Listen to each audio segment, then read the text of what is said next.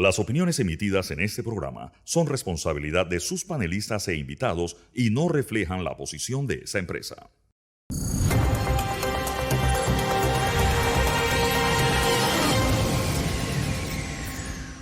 Esta semana que terminó estuvo cargada de noticias. Ciertamente la posposición del caso Odebrecht, que era una materia esperada, sorprendió a muchos porque no se dio para unos meses nada más, sino para el próximo año, y no solo el próximo año, sino después de julio, cuando hayan tomado posesión las nuevas autoridades. Al mismo tiempo, se regresa el contrato minero al órgano ejecutivo en una figura parlamentaria que también ha sido cuestionada. Camilo Alain es el candidato del PRD a vicepresidente de la República, acompañando a Gaby Carrizo. Aquí hablaremos un poco de cómo se dio este proceso. Y las candidaturas de libre postulación han sido objeto de polémica por su vinculación a los partidos políticos. Un candidato presidencial va a aparecer en su papeleta de libre postulación y también estará en la de un partido. Igual pasa en la alcaldía de Panamá, donde un candidato que obtuvo las firmas ahora será candidato a vicealcalde por otro colectivo político. Amigos de todo el país, muy buenos días a todos, bienvenidos al Radar.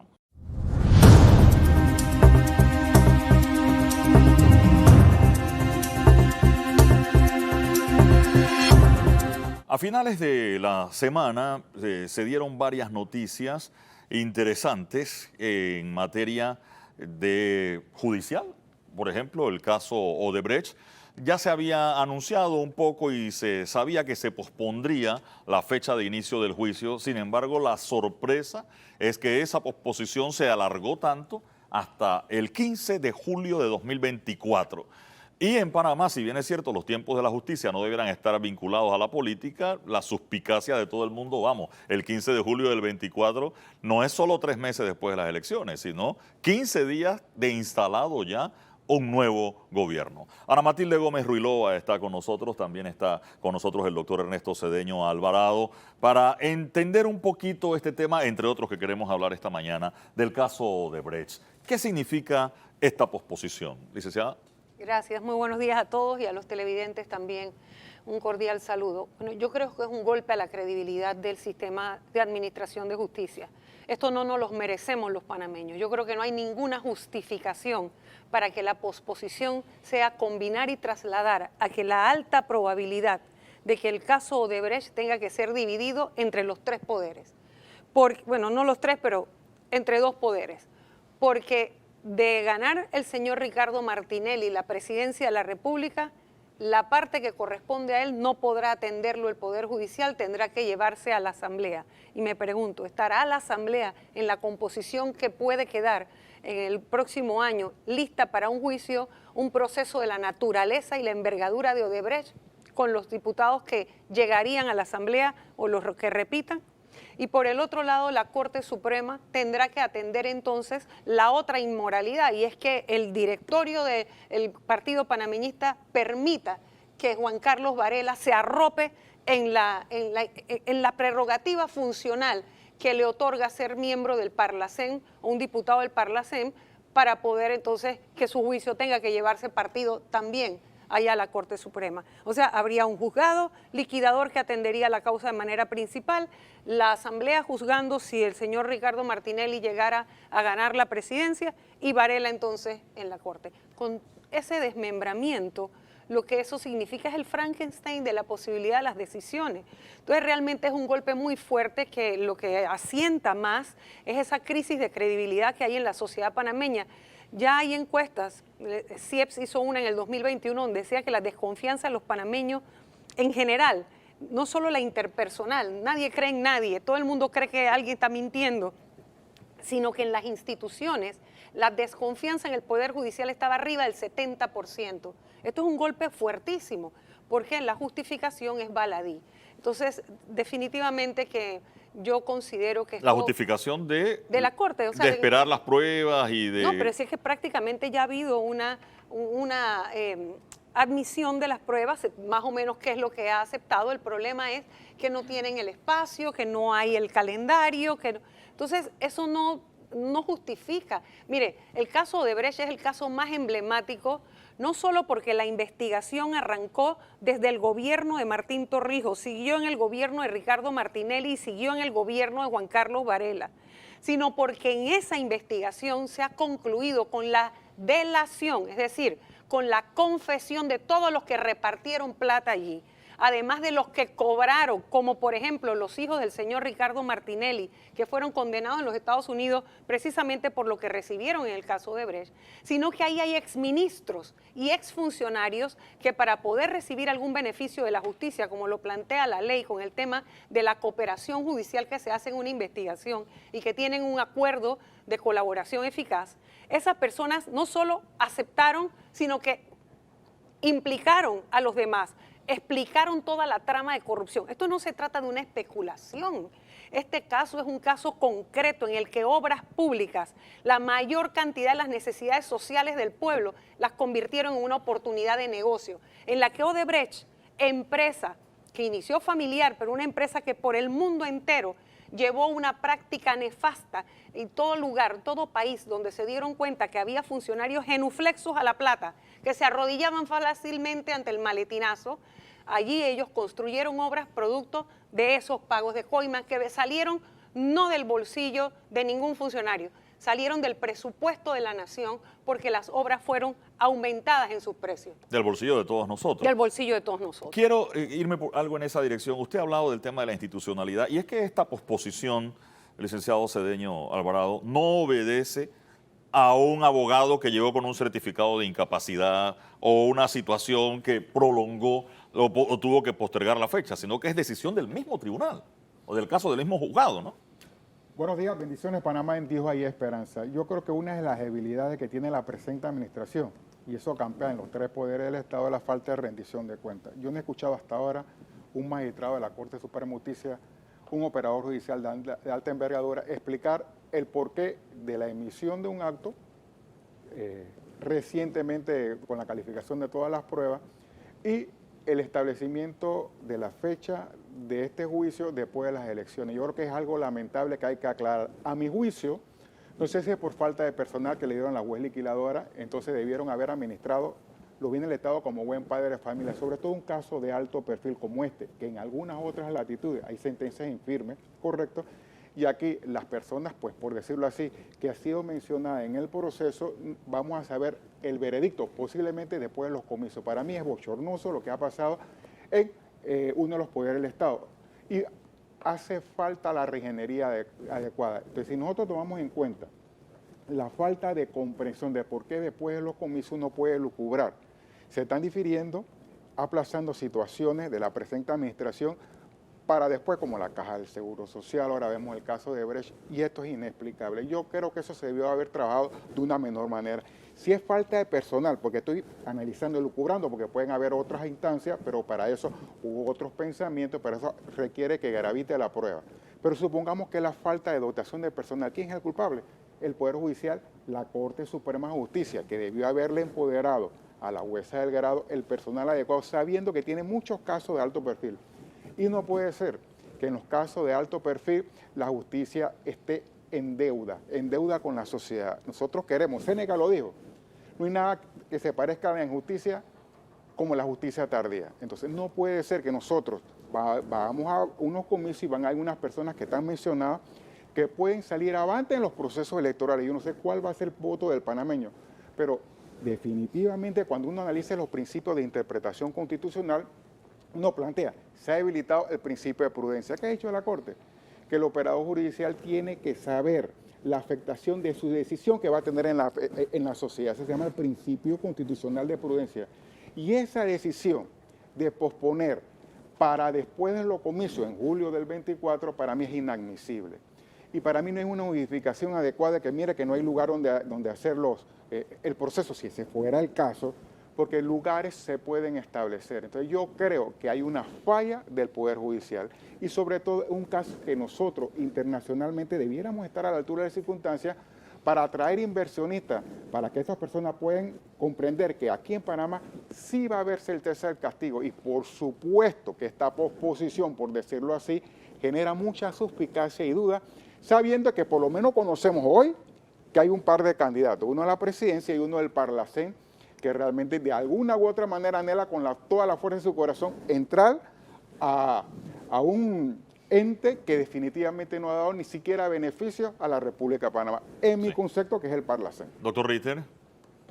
Es que si esto hubiera ocurrido de la noche a la mañana, lo que pasa es que esta audiencia que se acaba de posponer ya venía programada desde el año pasado, desde hace más de un año.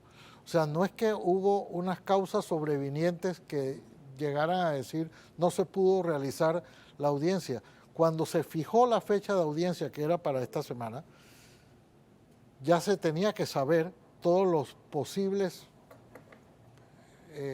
no sé, sinsabores y los posibles inconvenientes que iba a tener esta audiencia. De manera que para mí también fue no solamente una sorpresa, fue una, yo lo voy a decir claramente, una gran decepción. Claro. Todos habíamos estado confiando, yo no he escatimado incluso elogios por la manera como fueron conducidos los procesos anteriores y la buena imagen que estaba dando la Administración de Justicia con la nueva integración de la Corte Suprema de Justicia, pero igual que a muchos de los ciudadanos me ha caído como un balde de agua fría el saber que va a pasar un año más, porque hay fecha alterna. Todos sabemos sí, no que va a ser el 15 de julio tampoco. El 15 de julio, sino que va a ser en septiembre. O sea, va a ser dentro de un año, vamos a tratar de ver y para ver si van a estar todos los que son en ese proceso o vamos a tener algunos partidos, unos para la Corte y otros para la Asamblea. Y por supuesto que si me lo permiten, uno puede tratar de elucubrar algunas explicaciones más lógicas de por qué se ha dado esto, porque también como ustedes y muchos en el país hemos elogiado el trabajo tesonero que ha tenido la jueza Valoíza, porque definitivamente a una sola jueza le tocaron los casos de más alto perfil en la liquidación del sistema antiguo, que son casos complejos porque permiten muchos recursos. Pero entonces eso lo lleva a uno a pensar, y a ponerse a pensar uno piensa un poco mal. Y lo que más preocupa es que aquí haya titiriteros que detrás del Poder Judicial, aquellas personas que no aparecen en el poder porque no tienen un puesto público, porque no dan la cara, pero que consiguen entrevistas con el presidente de la República, con magistrados de la Corte, que se mueven por todos los lados de manera como que solapada y hayan elucubrado que políticamente, ¿verdad?, no conviene a aquel candidato que quieren empujar. No le conviene que el señor, por ejemplo, Ricardo Martinelli, que marca alto en las encuestas y que tiene asustado a muchos en Panamá, ¿verdad?, que él pueda verse victimizado por el caso Odebrecht. Y prefieren que eso se posponga y esta elucubración la hago porque eso sería todavía más grave, que haya titiriteros manipulando de esa manera la posibilidad de que la efectividad de la justicia, porque es que este es un golpe muy fuerte a la columna vertebral de la certeza de la justicia. Pero esa decisión no es judicial y ojalá no fuera así. Claro, es que eso es lo que estoy planteando. Las decisiones judiciales no debieran haber el estar. Contradictorio con la Corte Suprema de Justicia. ¿El por qué? Porque si viene con el argumento de que no hay lugar porque todos están ocupados, no, ahí hay varios lugares que uno puede alquilar. Este es un caso de alto perfil, claro, emblemático a nivel internacional.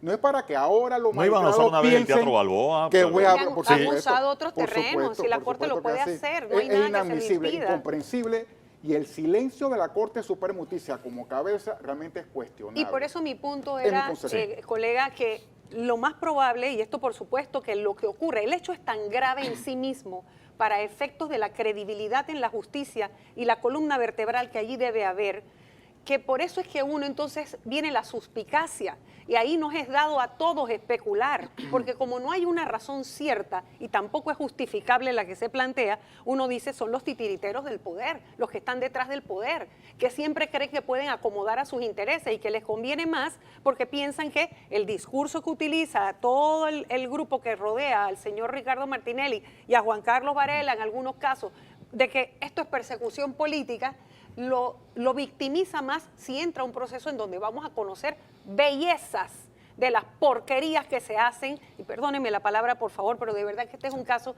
que indigna a la gente sana, los que queremos que haya administración pública decente. Esto asquea un caso en el que se manejó tanto dinero en las obras públicas para enriquecer a los funcionarios y a los privados que estuvieron de por medio. Ahora que usted hablaba de lucubrar y que lucubremos un poco más. No, yo conversé con un abogado que representa a alguien que está llamado a juicio en el caso de Brecht. Y es una señora que parece que formó parte de alguna sociedad anónima que prestó el nombre y le pagaron, y que la señora tiene años tratando de salir del caso y que está esperando pronta el juicio lo más pronto posible.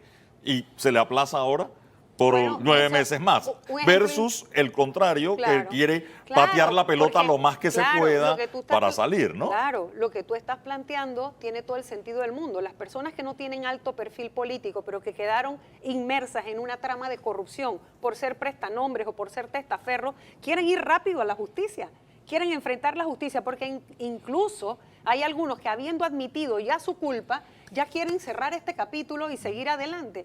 Pero para la recomposición del Estado panameño y de la fortaleza de las instituciones, es necesario que haya no solo la certeza del castigo, sino el conocimiento completo del modus operandi para que no se repita nunca más. Porque si no, estos casos no tienen ningún sentido. Llevar a la justicia un caso como este no tiene ningún propósito sano si nosotros no logramos recomponer la administración pública, porque yo estoy segura que algunas prácticas no han cesado, todavía se tienen. Entonces, precisamente eso es lo que queremos acabar, que usted sabe muy bien que la Asamblea no ha querido legislar en ese sentido, por más que lo intentamos algunos que estuvimos allí, de que se bloqueara cualquier posibilidad de que empresas mencionadas o enredadas en casos de corrupción como estos siguieran contratando con el Estado, y ahí están. Lamentablemente, y el tema está muy bueno, pero hay otros temas que también son de la agenda de la semana que acaba de terminar, doctor Ritter, ¿no? Así es, así es. La Comisión de Comercio Comisión de Comercio. de la Asamblea comienza a discutir el contrato minero. No sé si el término correcto es comienza a discutir, pero ellos ya tuvieron un primer periodo, pero eso era de consulta, o sea, no era la discusión del contrato, o sea, no era el primer debate, como se le llama. Correcto. Y cuando va a comenzar el primer debate, la comisión aprueba una resolución como diciéndole al Ejecutivo, ven y llévate. ¿Fue algo así? Ayúdeme a entender eso, porque sé que eso fue lo que generó la polémica justo cuando se votaba el tema en la comisión. Por eso que, a ver, yo digo, van a retirar el contrato minero. Pero queda 5-4, pero no es que todo el mundo quería que se fuera el contrato minero. Ayúdeme a entender eso, por favor. Usted que fue diputada y conoce bien la Asamblea. Gracias. Bueno, a mi juicio ha habido una gran ilegalidad y una manipulación del reglamento orgánico del régimen interno, que es ley orgánica de la República. Por lo tanto, hay una gran ilegalidad.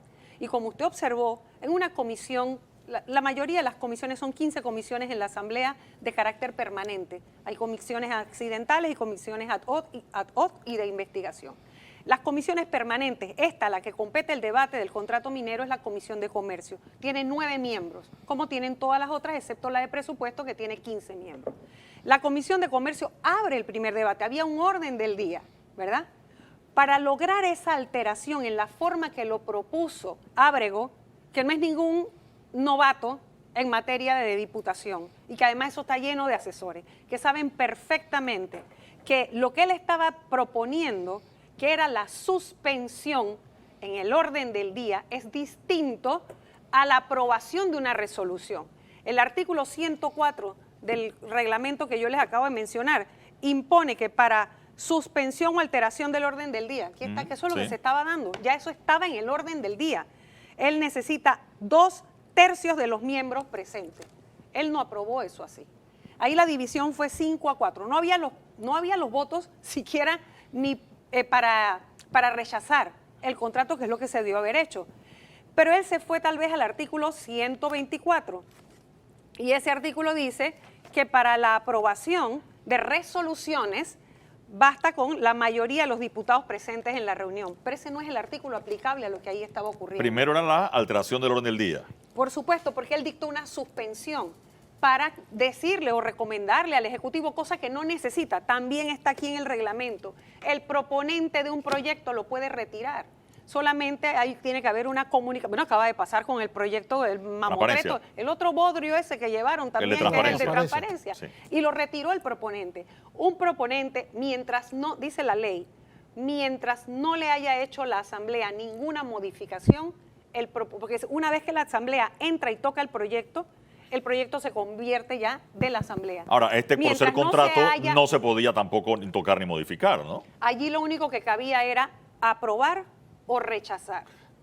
Obviamente, lo que se ha hecho es simplemente la complicidad, ese trabajo que hay entre esos acuerdos, esos contubernios entre la Asamblea, sobre todo en la cabeza de Ábrego, que él lo sabe perfectamente, porque él tiene un tremendo conflicto de intereses, haberse prestado y haber participado en toda la negociación como representante de la Asamblea, que él no tenía nada que hacer allí, porque él sabía perfectamente que el trabajo de la Asamblea era la revisión posterior. Entonces, de verdad les digo una cosa, por un lado, la satisfacción de que aquí hay parcialmente un logro de la reivindicación de las luchas sociales, porque estoy seguro que sin la presión de las calles esto ya hubiera pasado.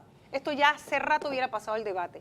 Sí. Pero ahorita tienen el temor de todo lo que se anuncia. Los pueblos indígenas tenían anunciado un poco de cierre de calle para este fin de semana en adelante. Entonces, temiéndole a eso, se buscan, pero lo que molesta es que ni siquiera para hacer la trampa se leen las normas para hacerlas bien. Quiero ir con... Tan fácil que era que consiguiera los votos que necesitaba. O que el Ejecutivo retirara el proyecto. O que Quiero ir con Cedeño Alvarado. Que ha hecho un papelón toda la distancia. Estaba ahí sentado. Oiga, lleve la carta, preséntele la nota a la comisión, a la Asamblea y dígale que quieren retirar el proyecto. Cedeño Alvarado, yo vi sus redes sociales. Usted reaccionó inmediatamente ante el retiro del contrato de la Asamblea. Sí, mire, yo tengo que manifestar, grosso modo, que pareciera que lo que hizo la comisión no se adecua a lo que está en la Constitución. La Constitución establece en el artículo 159, numeral 5, con respecto a este contrato de ley, que solamente podía aprobar o improbar.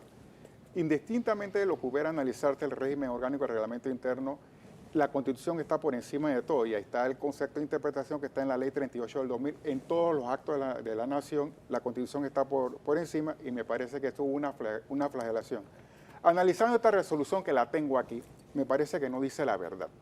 La resolución número 2 reza varios puntos que producto de estas consultas, ellos han manifestado, se manifestó la inconformidad de algunos temas y los lista. Primero, el espacio aéreo. Yo estuve en el debate y es correcto, porque definitivamente se podía prohibir de manera permanente el vuelo de todo ese lugar, y eso evidentemente eso generó problemas. Ese es un punto y eso es correcto en ese punto.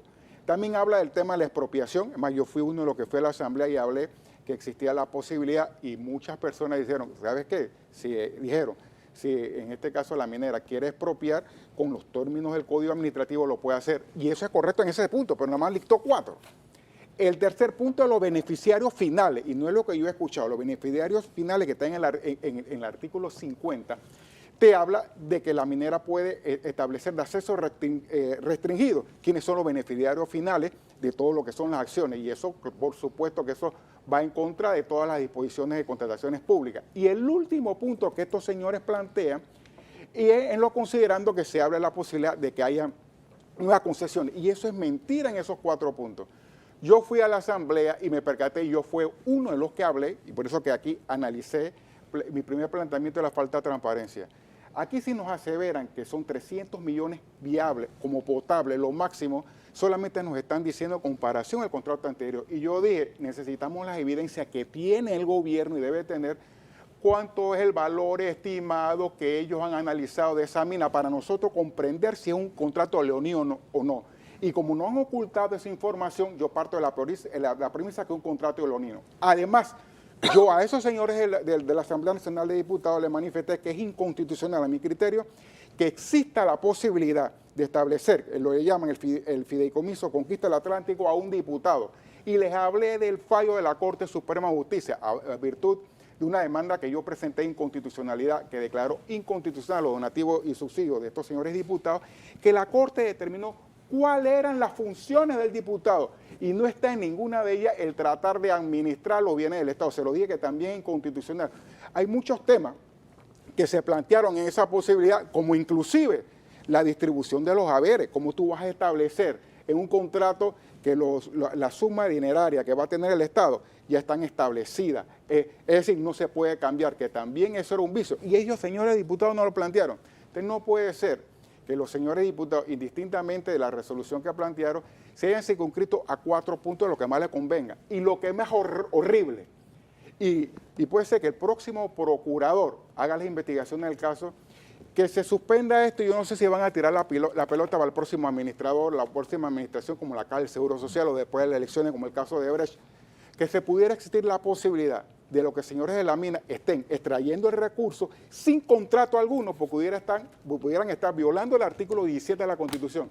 Si no hay un contrato establecido legal, no es viable, potable desde el punto de vista constitucional y legal que alguien esté comercializando y extrayendo un bien mineral si no hay una norma, si no hay un sustento jurídico que lo permita. Y para mí eso es fatal. Esto regresa ahora, bueno, eso voy, pero el otro escenario, Ellos esto no tienen regresa al contrato. Ejecutivo y el Ejecutivo regresa con recomendaciones de la Asamblea. Debemos entender... Bueno, que es darle la vuelta a la ley. Es Sí, una pero trampa, es pero una el maleantería. Ejecutivo tiene que llamar a la empresa y decirle, vamos a negociar de nuevo. Sí, pero no puede permitir... La empresa no puede decir, no quiero negociar es más que nada porque ya yo tuve un jurídicamente, año negociando. mira, si nosotros tuviéramos primero un contralor Sí. de verdad, aquí este contrato que tengo yo fue firmado fue refrendado por el contralor. Y es lamentable que los diputados no hayan resuelto el error histórico que tuvieron al nombrar a ese señor contralor.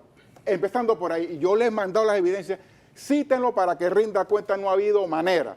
Pero el señor contralor refrendó este contrato. Y por otro lado, aquí salieron, y si no fuera por las vistas presupuestarias, que más de 5 millones se dispensó del erario para abogados, etcétera, etcétera. Y yo planteo, para mí un gasto excesivo, y si hubiera sido un contralor más o menos que amara la administración adecuada de los fondos públicos, no hubiera refrendado esto. Y vaticino algo, si ese contrato no es aprobado, y yo soy proclive para que no se apruebe por muchos vicios de constitucionalidad, etcétera, etcétera, etcétera, ahí se puede configurar una lesión al patrimonio. Puede que este señor contralor no lo haga, o el procurador Caraballo esté mirando por otro lado, pero el próximo gobierno que venga, si no por un procurador, a mi juicio, de verdad, y la asamblea que nombre un contralor adecuado, aquí puede haber hallazgo, auditoría correspondiente, y ese dinero que se ha dispensado, inclusive en cuña, en abogados, etcétera, etcétera, debiera entrar al patrimonio del Estado. Es inadmisible, con errores de problemas de salud y educación, más de 5 millones de dólares en abogados. ¿Y dónde están los abogados del Estado, del MISI, del Ministerio de la Presidencia? Ellos no tenían la capacidad de haber redactado un instrumento jurídico y presentárselo a la nación. No. Más de 5 millones, usted es abogado, yo también soy abogado, pero eso no está bien.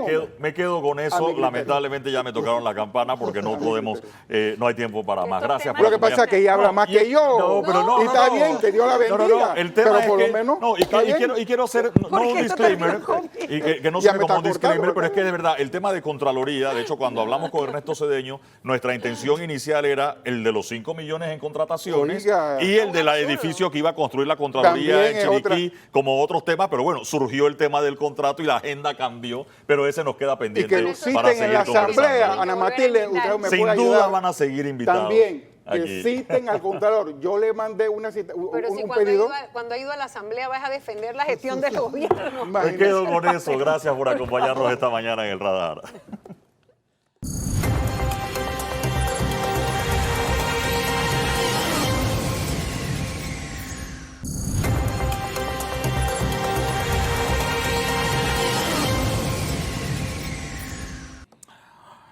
En este segmento del radar vamos a conversar con Camilo Alain Marshall. El doctor Camilo Alain ha sido designado candidato a la vicepresidencia de la República en la campaña del PRD. Doctor, de hecho, usted ya en algún momento aspiró en unas primarias del PRD a la nominación presidencial. O sea que este camino no necesariamente es desconocido para usted. Buenos días, doctor, En bienvenido. primer lugar, gracias por la oportunidad de compartir con ustedes. Mi amigo el doctor Ritter, un intelectual panameño, y tú que pues tienes años en los medios, y para mí es un placer compartir. Sí, bueno, yo he tenido varias incursiones en el Partido Revolucionario Democrático, mi partido, como delegado, que fui delegado, fui secretario nacional, y también participé en las elecciones como vicepresidente, fui vicepresidente del partido, participé para ser presidente y también como candidato en la primaria. Una trayectoria política con un interés social y un interés para el país. Así que esta participación creo que es una acumulación de todo ese proceso de entrega al partido y de siempre estar buscando orientar al partido hacia un norte de alto nivel y perfil para el bienestar de los panameños. ¿Puedo preguntar cómo fue esa conversación para su nominación a vicepresidente? Se lo digo porque el día del anuncio, doctor Ritter, aquí en la mañana nosotros teníamos como 5 nombres en la lista y debo decir que el nombre suyo no estaba en la lista y a todos nos sorprendió cuando llegó al lugar de la totalmente convención. desvirtuados. Sin duda alguna, por eso le pregunto a usted que nos ayude a y hasta entender cometiendo errores diciendo que fulano, ¿no? Por eso, cómo fue esa es que el partido conversación. tiene su mecanismo establecido. Un partido tan grande como el PRD, con 700 y pico mil miembros, tiene que haber un proceso de pasar por el directorio y el directorio tiene que aprobar la propuesta del candidato a presidente. Entonces, ese proceso con un tiempo, ¿no? Porque no es de una vez. Y obviamente en ese cabildeo de lograr eso y cohesionar diferentes opiniones y fuerzas, el candidato presidencial propuso mi nombre porque ya habíamos conversado algunos temas coincidentes de la visión que tenemos para el desarrollo del proceso político dentro del partido y también para la oferta nacional de un proyecto de Estado para el país.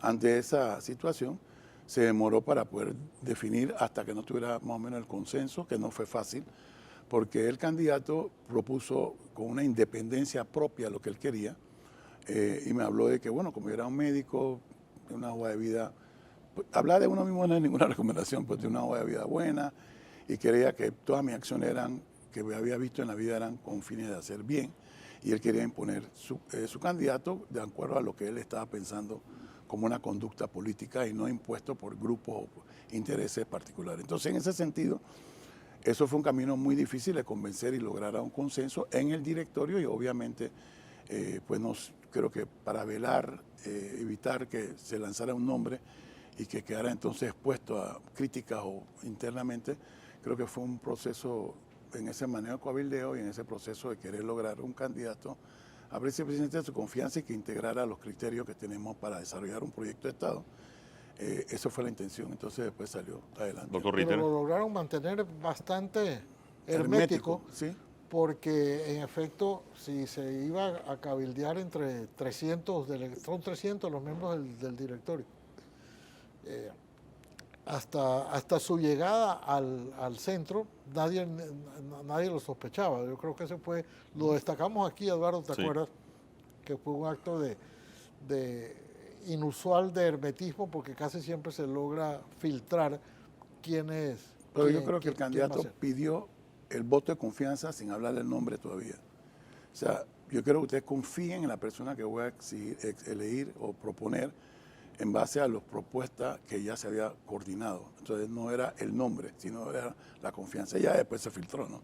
Pero bueno, eso ya pasó y la idea de participar es hacer lo mejor que podemos para nuestro país, que es lo que estamos visionando.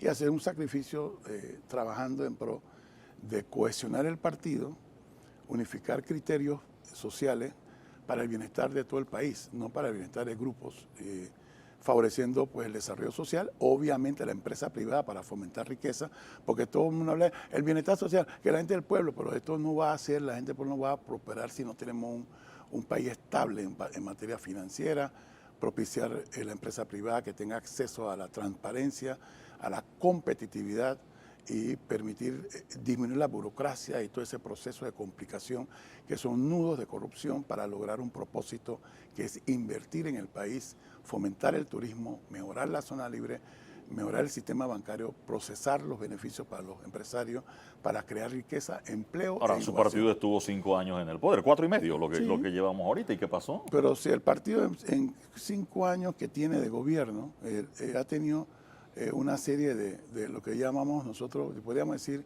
casos fortuitos, ¿no? Primer año, resolver las deudas que se dejaron y todos los proyectos muertos que quedaron ahí esperando, producto de conflictos internos de personalidades, que ni siquiera voy a mencionar.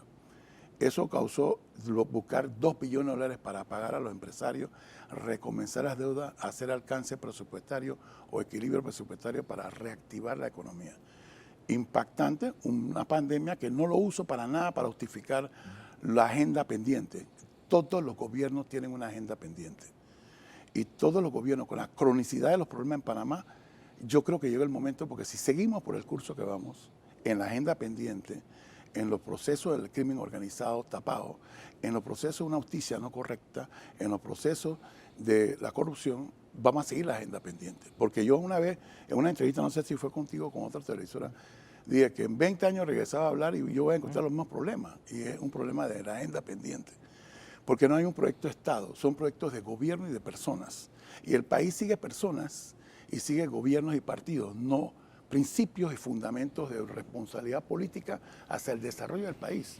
Tenemos que entender todo, que el bienestar del país es el bienestar de todos. Y entonces el gobierno, 1 año más 2 años más o menos y medio de pandemia, y aún así hubo crecimiento económico. Panamá tiene una riqueza automáticamente ventajosa para crecer. Entonces el canal, las construcciones, etcétera, favorece el crecimiento económico. Pero 3 años y medio ahora venimos política. Así que este gobierno no ha tenido la oportunidad para lucirse. Aún así se ha hecho muchas cosas que pueden ser beneficiosas para el país, pero tenemos una mora pendiente. Ahora, y yo estoy aquí para decirle, hey, hay una regla no escrita en la política panameña que los gobiernos no repiten.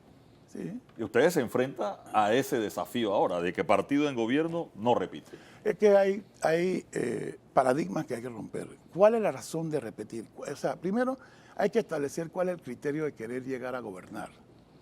O sea, el llegar a gobernar no es para el fin personal. Si sigues con esa mentalidad y para grupos de interés, para hacer negocios, entonces el fin siempre va a ser el mismo y los resultados van a ser los mismos.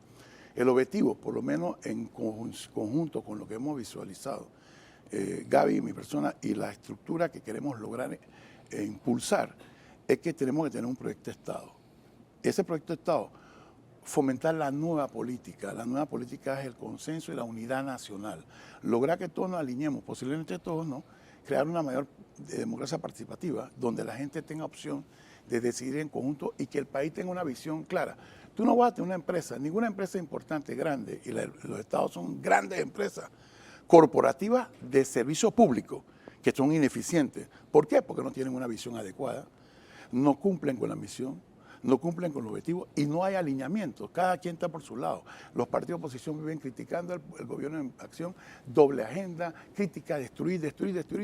Y Panamá, que es un paísito chiquito con 4 milloncitos, que todo el mundo ya hace millonario aquí, no puede avanzar porque hay una total mediocridad y conflicto de intereses creados para grupos de intereses de los abajo, de los arriba, del medio, que viven totalmente enrareciendo el ambiente y no podemos prosperar como debíamos prosperar. Entonces, la única forma que yo veo, y hemos discutido esto, es un proyecto de Estado. Un proyecto de Estado a largo plazo, que tengan todos los componentes, la gente esté conjuntamente visualizando ese propósito y podamos trazar un camino y ver resultados con mediciones. La empresa privada no funciona en base a yo creo, sino funciona en base a lucrar y ver mediciones en materia de prosperidad. El Estado tiene que entender eso, que no estás ahí para cumplir con un puestecito nada más, sino estás ahí para dar resultados. Los resultados son impactos sociales, impacto económico, impacto de productividad, impacto de bienestar humano. Si no vas a hacer eso, entonces no estás haciendo nada.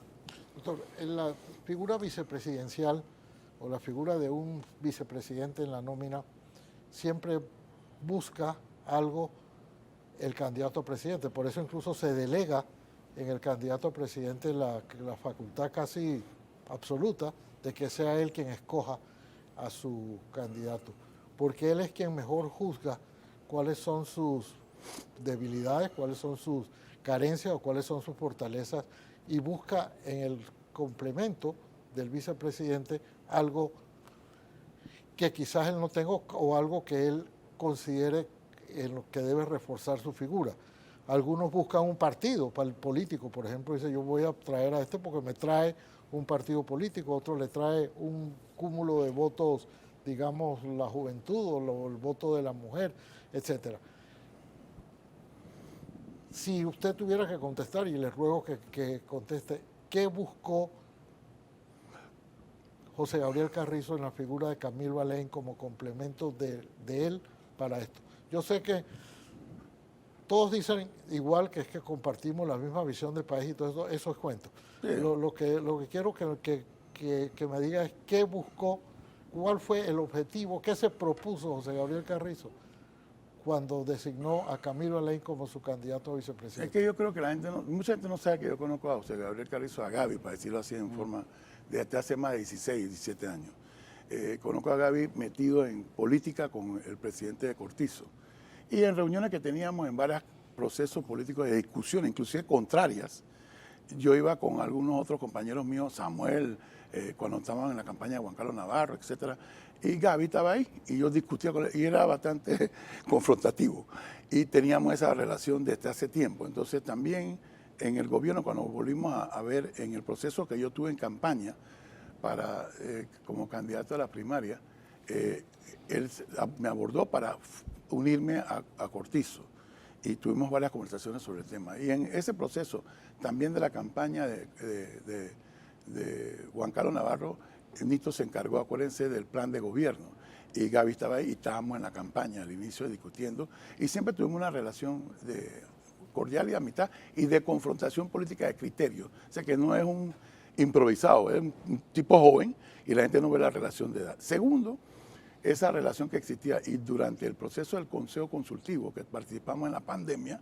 tuvimos una gran relación. Ahí veía a Gaby actuando como un hombre de Estado, porque era vicepresidente, y encargado de la parte operativa. Y siguiendo el apoyo al presidente Cortizo, que es el que manda, no Gaby, porque mucha gente cree que eso es mentira. El que manda en este país es Nito Cortizo, para que estemos claros.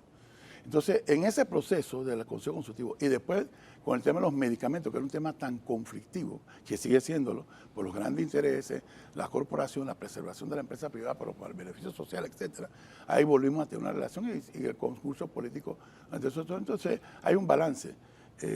Mi personalidad, yo no soy una persona, yo no soy un yes man, y ese balance permite tener un complemento adecuado entre una persona operativa, joven, con una persona que tiene un poquito más de paciencia o experiencia, y hemos hecho un complemento, pero nos conocemos hace tiempo. Entonces, además yo creo que él quería demostrar que él toma sus decisiones. Entonces, yo no tenía nada que ver con el círculo interno estructural del partido en forma general, y él quiso poner un candidato que tuviera pues la decisión de él. Entonces, eso es un mensaje claro. Así que yo creo que eso es, y yo pensé mucho, porque no es una responsabilidad muy fácil, porque no es fácil ganar, porque hay mucha gente que dice, vamos a ganar a todos lados, todo el mundo anda a ganar.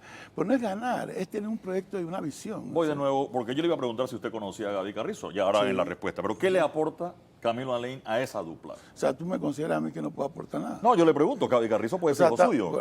No, por eso pregunto, la mancuerna, ¿cuál es el complemento de la gente piensa que voy a poner a parir la urna como ginecólogo. Eso ya lo escuchamos hace un rato. Pero, sin embargo, de hecho, su designación se hace 9 meses antes del día de la elección. Sin embargo, usted es ginecólogo, 9 meses es un embarazo y un parto. Como le dije antes, como yo participaba en el partido, yo competí para ser vicepresidente, hice un recorrido nacional, he participado en casi todas las campañas internas de mi partido, respetando el partido, he recorrido el país y conozco a la gente del PRD bastante, y también participé para ser presidente del partido.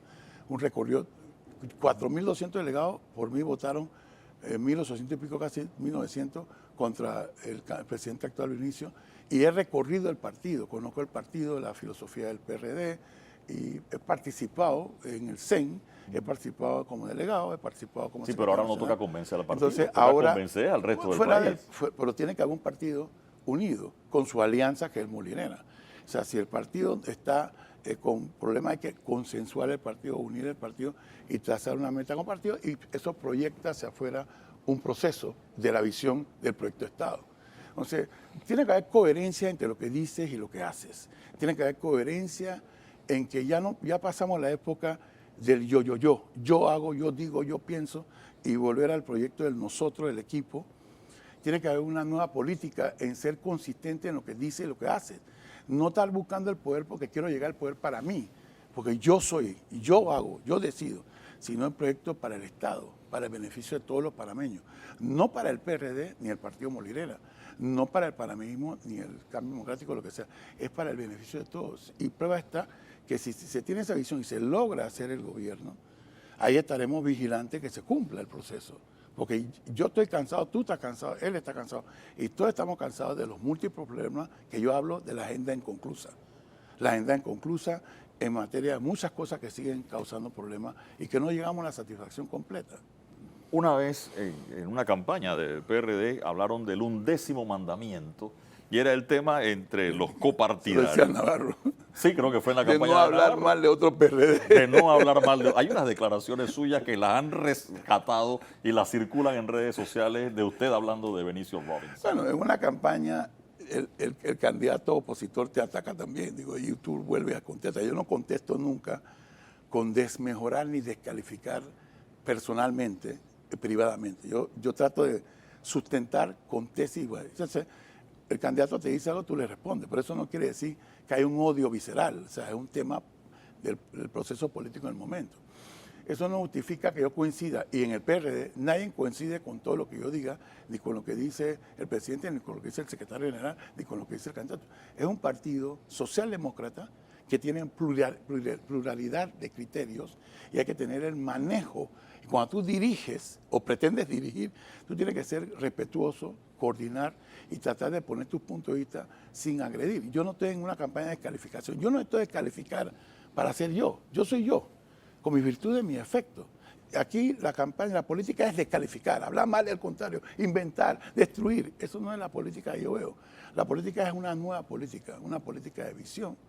Compromiso social, compromiso empresarial, compromiso económico, compromiso de desarrollo, compromiso de bienestar. Si no cambiamos esa filosofía y seguimos con el cuento, descalificando, destruyendo, atacando, diciendo una cosa hoy soy, no soy de este partido, pero mañana soy de otro. Y entonces todo eso trasciende a deteriorar la credibilidad del país. La gente no nos cree.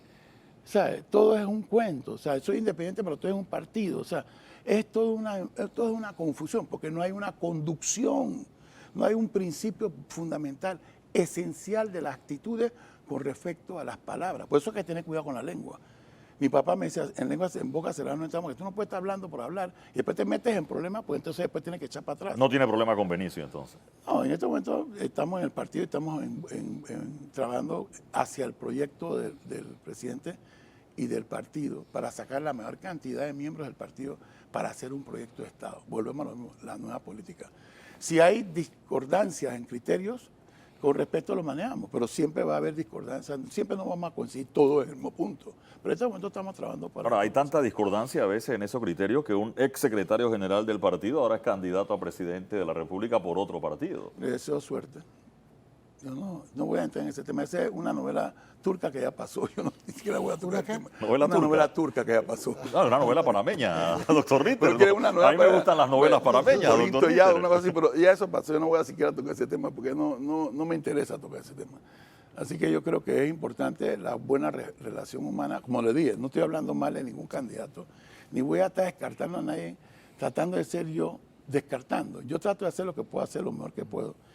Y los hechos hablan por ti, no tus palabras, tus hechos en tu vida profesional, en tu vida empresarial, en tu vida personal. O sea, todos tenemos errores y defectos que corregir, pero siempre estamos tratando de mejorar. Doctor Ritter, doctor Alain, ya lamentablemente se me acaba el tiempo, pero a ver, ¿qué pasa? ¿Cómo Camilo Alain, ginecólogo, pionero en Panamá en la fertilización in vitro, que está vinculado a un hospital importante en el país, se queda metido en la política en una campaña para vicepresidente de la República? Desde chico, cuando yo vivía en Colón, en Calle 4, ver las dificultades que uno pasa nada más para poder entrar a la escuela es un problema.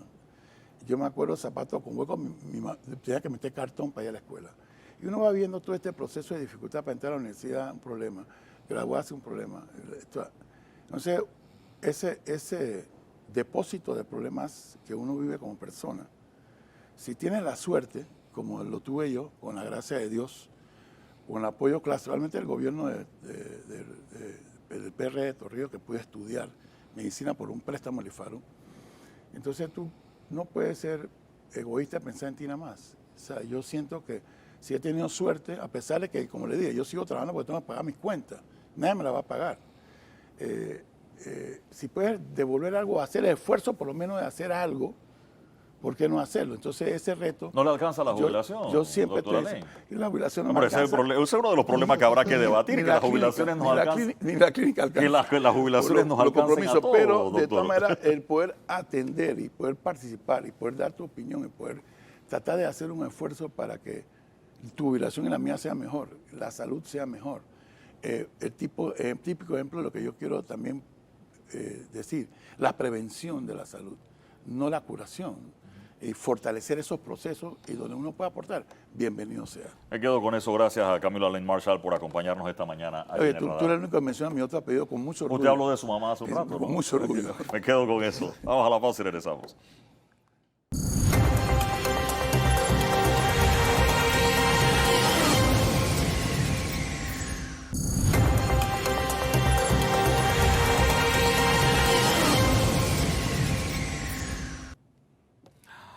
Amigos, esta mañana tenemos varios temas para compartir porque se han dado situaciones electorales interesantes con distintas figuras, tanto las nominaciones presidenciales, vicepresidenciales, alcaldicias y de la libre postulación. Por ejemplo, se anunció que Marta Linares de Martinelli era la candidata a vicepresidente de Ricardo Martinelli, es su esposa. Luego entonces, de hecho ya una vez una candidatura de ella fue recurrida ante la Corte Suprema de Justicia por ser la esposa de Ricardo Martinelli, pero en ese entonces su esposo era el presidente y ella era candidata con Mimito Arias. ¿Qué pasa ahora? Eduardo Antonio Quiroz es abogado y es estudioso de esos temas para que nos cuente, por favor, cuál es su perspectiva viendo esta candidatura. Bueno, buenos días a todos, un placer. He precisado que considero que existe un numeral en el artículo 193 de la Constitución que de manera expresa haría inelegible al cónyuge del candidato a presidente para ser su compañero de nómina, o sea, para ser vicepresidente. Esto no guarda relación con la señora Martinelli o con... No, este es un supuesto que el constituyente quiso prohibir, que quiso no permitir. Que dos cónyuges, o sea, que esposo y esposa, o esposa y esposo, fuesen miembros de una misma nómina. Y hay una historia muy clarificante sobre el tema. Cuando usted lee una norma, y digo, fíjate que digo leer y entender, no digo interpretar, porque para mí ahí no hay interpretación, ahí simplemente hay que entender la norma. Está muy claramente delimitado en lo que fue la norma original, que viene de la Constitución original del 72 y un poco más atrás en la Constituyente de 1946, donde los constituyentes quisieron evitar esa posibilidad. ¿Qué pasó entre el 46 y el 72? Desaparece la palabra candidato en el numeral 5 y desaparece en atención a que en el año 72 no había propiamente una elección por votación popular del presidente de la República y no iban en nómina, o sea, no había una nómina que establecía que el candidato a presidente y el candidato a vicepresidente estaban en la misma nómina, sino que corrían por separado. Y los elegía la Asamblea de representantes de corregimiento llamada de los 505. De los 505. Hacían la votación del presidente primero, como fue en el caso del 72 con el ingeniero Demetrio Lacas, y luego se hacía la elección del vicepresidente. Por eso la palabra candidato no era necesaria, porque el pariente del presidente no podía hacer eso, pariente del presidente, porque ya había sido electo. Jorge Eduardo Ritter, usted lo escuchaba en mesa de periodistas en algún momento, situaciones parecidas en el continente. Juan Domingo Perón y su esposa era vicepresidenta. Vamos, quizás son comparaciones que no vienen al caso, pero el tema de generar, no sé, dinastías en el poder es... Eso ha sido frecuente, pero dinastías que generalmente son de padres a hijos o de abuelos, padres e hijos, nietos, ha sido frecuente en América Latina especialmente. Se han dado muy pocos casos, yo solamente creo que 2 casos en los que cónyuges han ido a la vez como presidente y vicepresidente. Fue el caso de Perón en su primera presidencia, y lo es ahora mismo el caso de Nicaragua, que Daniel Ortega y Rosario Murillo son cónyuges y presidente y vicepresidente fueron elegidos en esa condición. Ha habido otros casos, por supuesto, en América Latina, que en Panamá los hemos tenido de padres a hijos, pero nunca entre cónyuges, como lo tenemos ahora con el expresidente Ricardo Martinelli y su esposa. Eso es una figura muy propia de sociedades en las que los liderazgos son casi hereditarios, o las figuras muy fuertes de un determinado personaje político logra transferir ya sea a su cónyuge o a sus hijos, el prestigio que ha adquirido. Hay algunos que sí, otros que no. El doctor Arnulfo Arias lo logró hacer, e incluso su esposa, Mireya Moscoso, lo fue después de haber muerto el doctor Arias, y para ella en ese momento su credencial principal o única era que era la viuda del doctor Arias. Ahora mismo tenemos una figura para mí novedosa. Yo no sé si la sociedad panameña va a acompañar una candidatura de esa naturaleza, pero lo cierto es que no es tan extraña a la historia de América Latina el que los candidatos a presidente y vicepresidente sean cónyuges entre sí. Ahora, el escenario de esta semana no solo tiene que ver con la postulación de la señora Linares de Martinelli, sino que se dan otras situaciones. El Partido País va a postular a Melitón Arrocha en la candidatura presidencial del Partido País de Toto Álvarez. Y en la alcaldía capitalina también comienzan a darse situaciones. De hecho, Iván Blaser, cuando hablo con él por teléfono, me hace notar, dice, soy el único candidato de libre postulación. Y yo, ¿cómo? Pero si son 3. Explíqueme, por favor, cuando usted me hace ese comentario, que ciertamente comencé a reflexionar sobre eso. Yo creo que soy el candidato de libre postulación número 1 en el país, porque tengo muchos años insistiendo en la figura como candidato independiente. Hoy vemos nuevamente que el escenario se repite. Cada 5 años aparecen muchos candidatos independientes, se venden al electorado como figuras independientes, pero al final terminan siendo del color rojo, morado, amarillo, del color que sea, y entonces de alguna manera nos da un sabor que nos dice que algo no está claro en la figura de los independientes. Y yo y los independientes estamos luchando contra un sistema totalmente partidista. En el caso mío particular hay una historia muy larga. Tengo muchos años de enfrentamiento a un sistema político partidista que no le da cabida a pensamientos innovadores y sobre todo de perfiles confrontadores como yo. Ahora, ¿qué pasó en la carrera alcaldicia?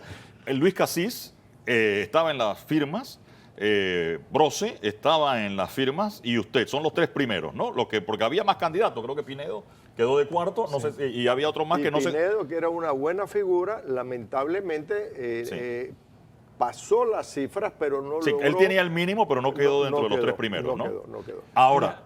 El punto allí para mí, sí, por favor. y que esto para mí es clave, es que el sistema está hecho para favorecer a los partidos políticos. Entonces se ha creado la idea de que la libre postulación o los independientes, como le llama popularmente la gente, tienen un espacio.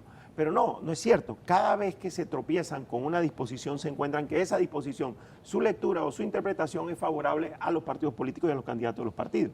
Fíjate esto, un candidato de libre postulación puede ser postulado por un partido político, pero en los circuitos plurinominales, los candidatos a diputados de libre postulación no pueden ser postulados por partidos políticos, pero en los uninominales sí. Hay una demanda en la Corte Suprema de Justicia pendiente de decisión. Y luego el otro aspecto que tú acabas de mencionar. Y es buen ejemplo los candidatos para alcalde de libre postulación del Distrito de Panamá. Si el señor Casís pasa a ser suplente o vicealcalde del señor Bermúdez, lo lógico sería que se abre la vacante para que suba el cuarto.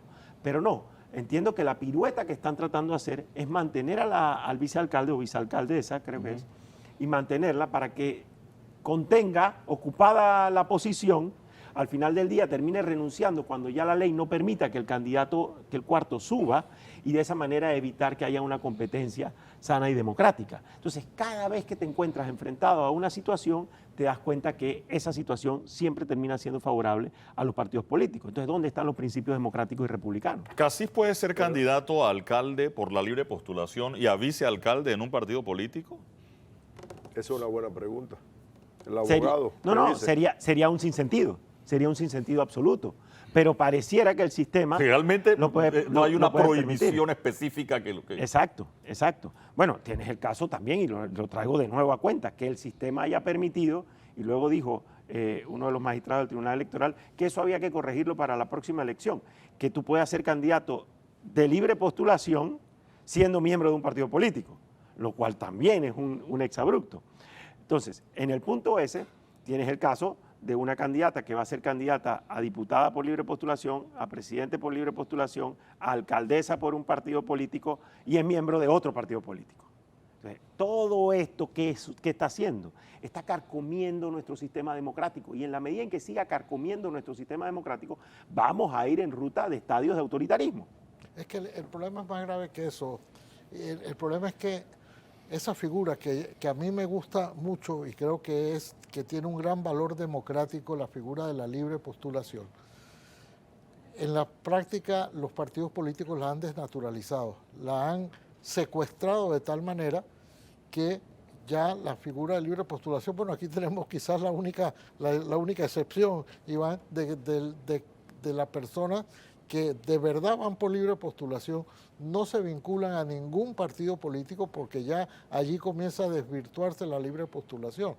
Antes se decía independiente, como la palabra técnica es libre postulación, la libre postulación es libre, en la práctica significa al margen de los partidos políticos. Es la apertura que se hizo para que no se dependiera de los partidos políticos a la hora de postularse. Y en la práctica lo que estamos viendo es una desvirtualización, una desnaturalización de la figura de la libre postulación por razón de... Quiero ir a ese escenario. Usted ha buscado firmas por la libre postulación y usted buscó firmas por la libre postulación en la carrera presidencial. Cuando se debatían las reformas, creo que la vuelta anterior, se permitió que los inscritos en partidos políticos pudieran firmar por libre postulación. Y varios candidatos saltaron en ese momento diciendo, ahora va a ser más fácil conseguir el mínimo de firmas. ¿Eso no terminó siendo doble filo, digamos, para ustedes? Mira, en teoría todo era fácil, pero en la práctica no lo fue. Hay quien daba hasta $20 por una firma, bolsas de comida, en fin. Se volvió a prostituir el escenario de los independientes para que la gente nos comprenda un poco mejor. Entonces, al final, había que tomar una decisión. Aquellos candidatos que teníamos algo de credibilidad, algo de seguidores y algo de estructura, podíamos avanzar. Pero aquellos candidatos que tenían buenas intenciones, pero que a lo mejor no tenían estructura, la vida los empezó a demoler electoralmente. Lamentablemente, hoy figuras buenas como tú quedaron fuera del escenario porque se empezó a desvirtuar el concepto de la firma y se volvió un mercantilismo. Entonces, hoy hay un escenario que tenemos que recuperar. Entonces, aquellos que entendemos el valor de ser independiente y que entendemos el valor que tiene en una coyuntura electoral como esta, tenemos que hacer un frente común. Fíjate, a mí me preguntaron, ¿pero por qué cogiste la alcaldía?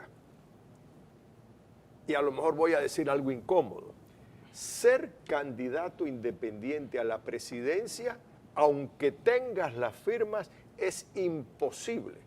Porque a la hora de cuidar el voto, solo hay 2 y posiblemente 3 partidos que tienen capacidad de cuidar el voto. Entonces yo por eso me fui a la alcaldía. Aquí yo tengo que poner 2,000 y tantos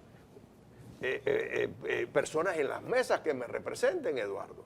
No es cualquiera que tiene una estructura de ese tamaño propia para que te cuiden el voto. Porque después vienen los demonios el día de las elecciones y tú sabes cómo funciona. Un ganchito mal puesto, no, ese voto es nulo. Y a pesar de que la intención del votante se note que sea por... Y no me estoy preparando solo para ganar las elecciones, me estoy preparando para cuidar el voto, y el voto no solamente es en las mesas. Tengo que tener infraestructura para poder darle seguimiento a cada jurado de mesa que firmó, porque hasta en el camino te plagian la firma, mi querido amigo. Entonces, cuando llegas a ver... Llegaste al destino final, el ganador terminó siendo el perdedor. Entonces hay toda una infraestructura que los independientes no tienen una capacidad para poder hacerlo. Ni siquiera los partidos pequeños que andan por ahí lo pueden hacer. Entonces yo me estoy preparando no solo para ganar las elecciones, sino para cuidar el voto con mi propia estructura. Eduardo Antonio. Mira, hay una realidad y vemos muchos ciudadanos que pensamos que el candidato a alcalde de la ciudad de Colón en la elección pasada ganó la elección y que fueron las estructuras partidarias las que terminaron burlando ese resultado. Entonces ya ahí te revelaría que lo que se está diciendo es muy, muy importante, no solamente el tener la capacidad de llegar, sino el tener la capacidad de custodiar y cuidar el voto. Y ahí hay un ejemplo claro. Ahora, yo también, por supuesto, como se decía, yo soy víctima de esas estructuras partidarias que terminaron tomando el control de las candidaturas de libre postulación para el cargo de presidente. Pero eso no quiere decir que no se pueda subrayar y señalar que lo importante aquí son los valores democráticos.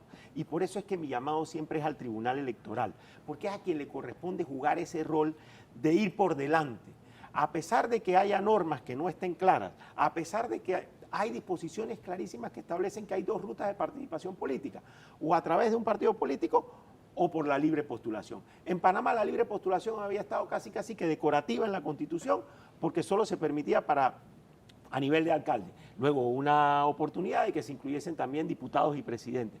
Después se hizo, a través de una sentencia de la Corte, la posibilidad de que los ciudadanos pudiesen firmar sin que la firma significase el tener que la renuncia tácita al partido al que pertenecía.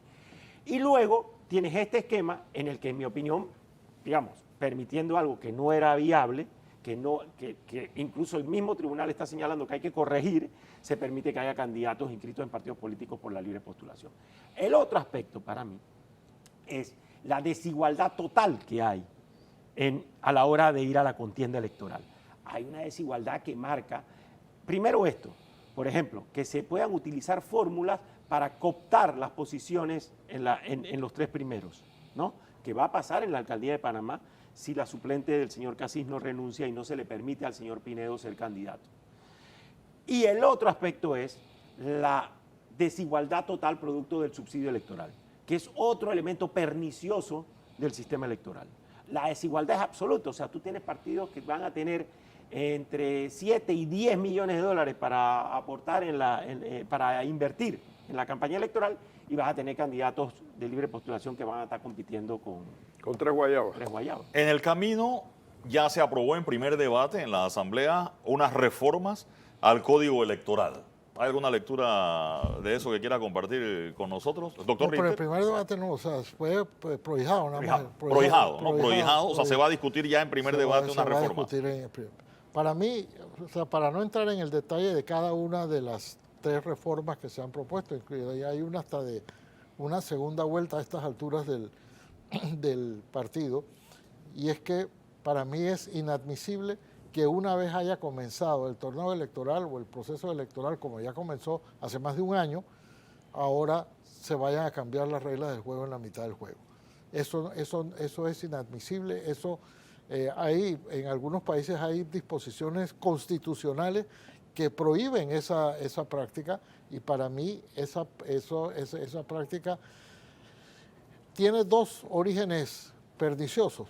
Uno es que cuando se están discutiendo las reformas, nadie les pone cuidado, porque como es inmediatamente después de las elecciones, dicen, no, es que las elecciones vienen dentro de 5 años o vienen dentro de 4 años, y nadie se da cuenta del error que cometieron con esta... No se ven estos escenarios de que uno renuncia después de la mitad del camino. No, pero además, pero no se veía tampoco la gran distancia o el gran periodo que iba a transcurrir entre el final de la recolección de firmas, por ejemplo, y el comienzo de la campaña política. Técnicamente estamos en una veda de 7 u 8 meses, pero que una veda que nadie, no hables de política. A mí mira, todo el mundo dice lo que quiera, pero yo no quiero decir nada, porque como nunca me han dejado correr a ningún cargo electoral, ahora no quiero ni salir. Vine porque Eduardo y porque este es un programa serio y respetado, por eso vine.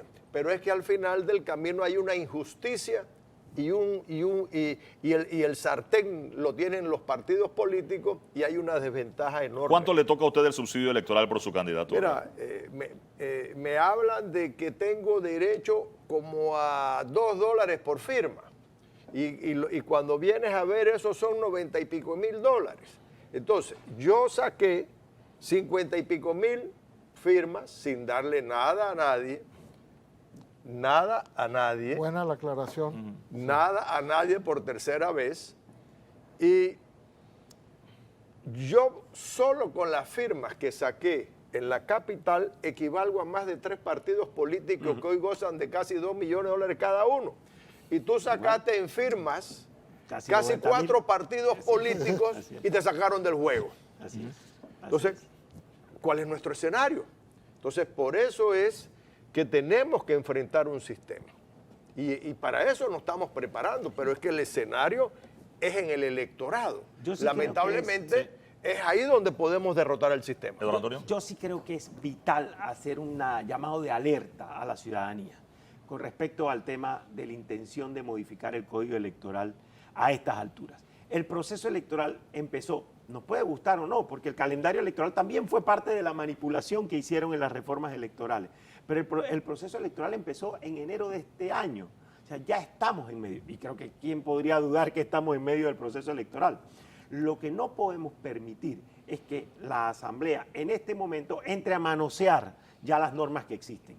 Manosear las normas que existen en este momento es una alteración directa de nuestro sistema democrático. Ahora, no hay queda, discusión sobre eso. la norma permite, son 3 artículos que creo que están en el proyecto, pero eso una vez llega al segundo debate, cualquier diputado puede proponer cualquier cosa dentro de la reforma Bueno, y se somete a votación, ¿no? Hay muchísimos ejemplos de eso, ¿no? De que entra como elefante y sale como burro. O sea, eso no hay la menor discusión. Ah, no, con al respecto a revés, eso. entra como burro y sale como... Bueno,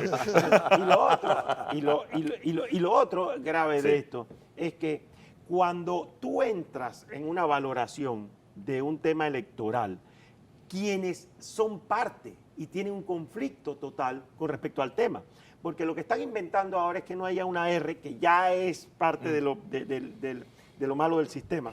Que no haya una, sino que hayan 2, para que puedan haber más candidatos, no solo de un partido postulados en otro partido, sino que haya 2 candidatos de distintos partidos postulados en la papeleta de un tercer partido. O sea, es todo Así como lo un explicaste, guacho. ya era enredado y ahora suena más enredado. Un guacho, ¿no? ¿Verdad? Sí. Bien, pero quienes van a tomar la decisión sobre eso son quienes tienen conflicto de interés, porque son ellos mismos los que pretenden ser parte de ese guacho y beneficiarse de ese guacho para obtener una curul de una manera truqueada. Entonces, mi llamado es de alerta a la ciudadanía, señores, no debemos permitir que se toquen las normas del Código Electoral en medio de este proceso. Ya son desiguales, ya generan un sistema democrático que está haciendo aguas por todos lados. No permitamos que más de esto pase. Me quedo con eso, Iván, para cerrar. Pero tú sabes algo que es muy importante. Yo creo que los pseudo independientes que andan gritando por ahí, no solamente lo deben cacarear, sino también lo deben demostrar. Entonces, al final hay negociaciones de pseudos de independientes, viendo ya con qué grupo de partidos se alían. Entonces, están desvirtuando la visión. Entonces, yo creo que no solamente hay que cacarearlo, hay que tomar una decisión en firme y atreverse a enfrentar el sistema desde la óptica independiente. Y lo bueno es que ahí hay una población que ya se cansó del discurso tradicional y está buscando personas a quien pueda depositar el futuro de ellos. Me quedo con eso, con esa reflexión voy a la pausa. Gracias, Eduardo Antonio, gracias, Iván Blaser, por acompañarnos esta mañana aquí en El Radar.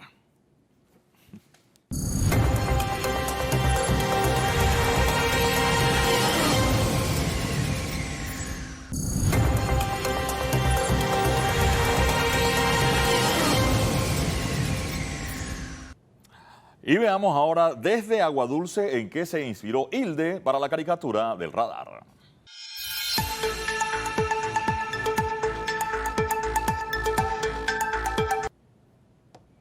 Y ahí está, ese es un casco de minero, doctor Ritter, ¿no? Casco de minero y le están tirando flechas. Le está cayendo flechas, piedras, botellas, de todo, ¿no? Muy bien, suspenden contrato minero. Por supuesto, el casco está cubriendo. Ajá, se ven unas patitas y se ve una cola larga. Sí. No había notado eso, ¿verdad? Su mirada aguda, doctor Ritter, para encontrar eso. Vamos a excavar más en el asunto, que se nos salió el cobre. De nuevo, doctor Ritter, Hilde recurre a esta expresión que es mostrar el cobre, ¿no? Mostrar el cobre. Mostrar el cobre. Interesante, doctor, muchos temas esta semana que teníamos para este radar de hoy. Y menos tiempo y más temas. Nos faltó tiempo para entrar a todos los temas, especialmente en el segmento con el que se inicia el programa, que fue el de Ana Matilde Gómez y Ernesto Cedeño, porque son los temas del momento, fueron los temas del contrato minero justamente, y la manera un poco ortodoxa y en la opinión de Ana Matilde Gómez, contrario a la ley, de la manera como se sustrajo o se retiró o se va a retirar de la Asamblea el proyecto mediante una resolución. Pero más importante, creo yo, y creo que es de más trascendencia, es el hecho de saber que el caso de Brecht solo se va a discutir en el año 2024 y más que en el año 2024 cuando hayan tomado posesión las nuevas autoridades. Y me refiero a que en ese momento varios de los actores de los imputados en este caso van a gozar de prerrogativas funcionales o como otros les dicen inmunidad, pero en estricto rigor son prerrogativas funcionales. Especialmente el expresidente Juan Carlos Varela, que gracias a que el Partido Panameñista lo va a nominar para que pueda entrar al Parlacén del que él tanto renegó, entonces a gozar de ese privilegio de que solamente lo va a juzgar la Corte Suprema de Justicia y quién sabe eso cuándo será.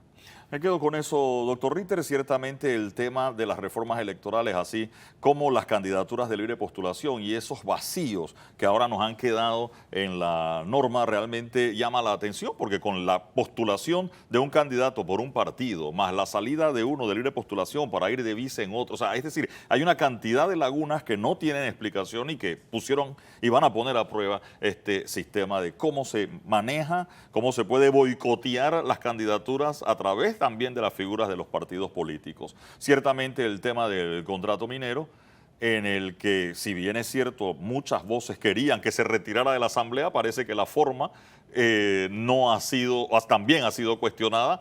Eso vamos a ver si compra la paz social por un tiempo. Como bien explicaba Ana Matilde Gómez, las amenazas que había para esta semana sobre este otro asunto, y el doctor Camilo Alain, quien nos habló y nos explicó cómo fue ese proceso de selección, a pesar de que todavía creo que me quedaron algunas cosas de qué aportaba su pregunta, doctor, ¿no? Bueno, es que nunca la contestó. Sí. Nos echó una bonita historia de cómo fue su relación personal con el candidato José Gabriel Carrizo, Sí. pero no nos llegó a decir qué es lo que él considera que aporta a esta campaña.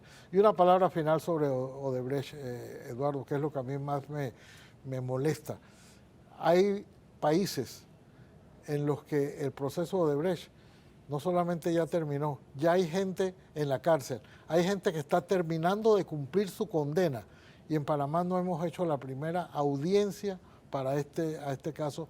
Esto nos debe llenar de vergüenza y debe avergonzar al órgano judicial de Panamá, que no ha sido capaz de llevar adelante, con todas las excusas que han dado, que faltan las pruebas y demás, que un proceso que lleva ya tantos años, el órgano judicial de Panamá no haya podido terminar. Gracias por acompañarnos esta mañana aquí en El Radar. Que tenga un excelente domingo.